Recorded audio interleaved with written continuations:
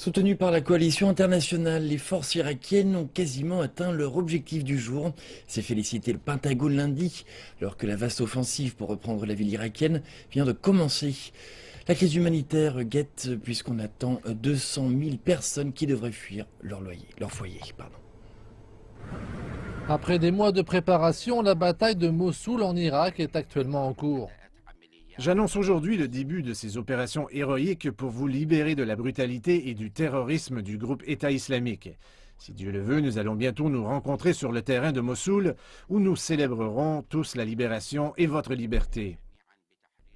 Les forces de sécurité irakiennes, les combattants peshmerga kurdes et les milices chiites sont en train de reprendre le contrôle de Mossoul des mains du groupe État islamique. C'est la première fois que les forces Peshmerga et l'armée irakienne sont ensemble sur le champ de bataille, unis contre cette organisation terroriste. Et nous espérons que cela sera un bon départ et cela créera un précédent pour l'avenir pour une meilleure relation entre les deux parties. Les forces spéciales américaines aident les troupes irakiennes sur le terrain. De leur côté, les États-Unis dirigent les bombardements de la coalition visant des cibles stratégiques.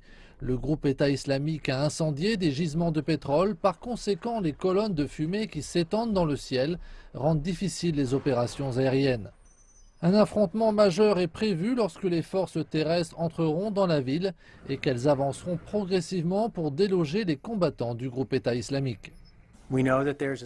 Nous savons qu'ils ont eu 2 ans pour creuser, pour construire des systèmes de défense, pour placer des engins explosifs improvisés, pour faire tout ce qu'il est possible pour rendre la vie plus difficile aux forces irakiennes. Alors que la bataille continue, plusieurs milliers de personnes n'auront d'autre choix que de quitter leur logement pour rejoindre des camps de fortune.